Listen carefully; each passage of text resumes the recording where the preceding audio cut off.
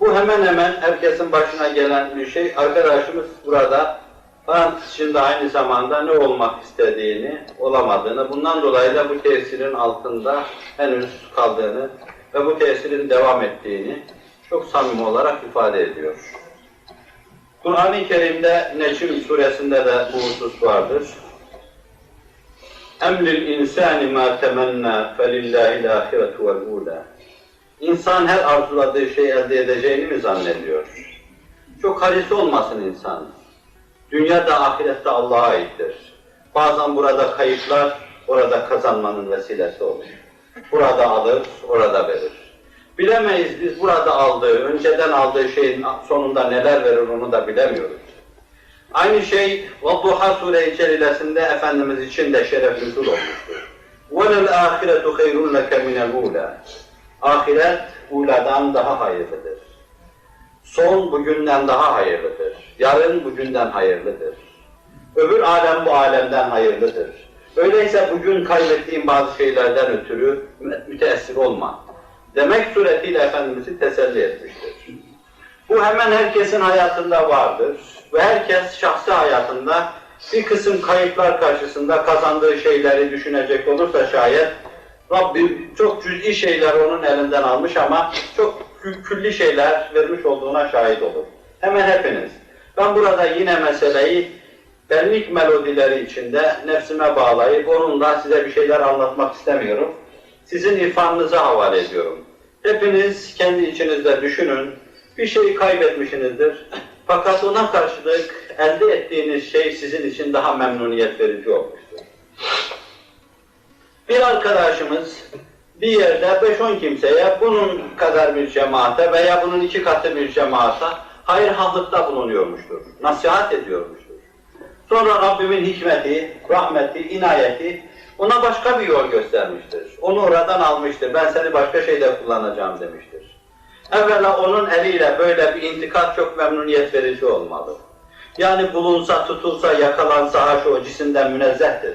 O el öpülmeli, o ele yüzler sürülmeli. Kim bilir beni hangi iyi vazifeye götürüyorsun? Belli bir zaman için bu elde taşınmanın iltifatını anlayamamıştır belki.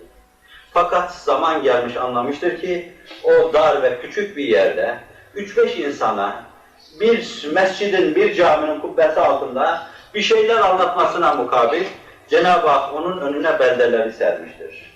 Sen şuralarda hakikata tercüman ol. Şuralarda bir ateş ol, bir tufan ol, etrafı sar demiştir. Ve hele bir zaman gelecektir ki o oralarda bir bakıma onun açtığı yolda ve çığırda gelen kimselerin mihrabı haline gelecektir. Gözler ona bakacak, kulaklar onu dinleyecek, söz edilirken hep ondan söz edilecektir.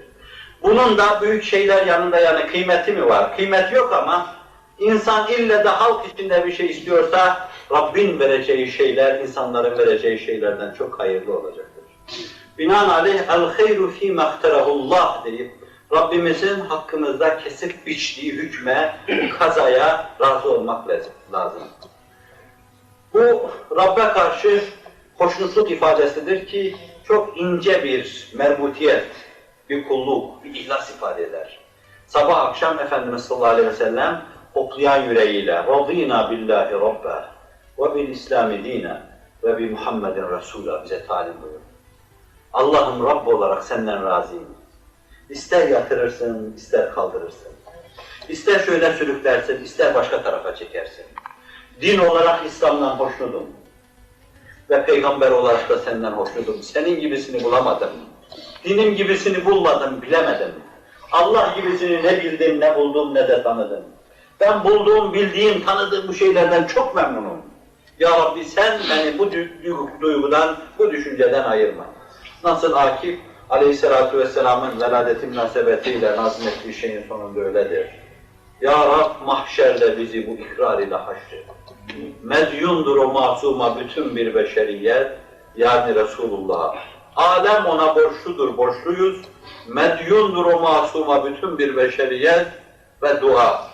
Ya Rab mahşerde bizi bu ikrar ile haşret. Çok şeye mazharız. Hele biz. Her şey yıkılırken dinle sahip çıkmak için ruhlarımızı kamçılayan Allah Celle Celaluhu bizlere çok ulvi hedefler göstermiş. Şu dünyada fani ve değersiz şeyler içinde zayi olmadan bizi kurtarmıştır.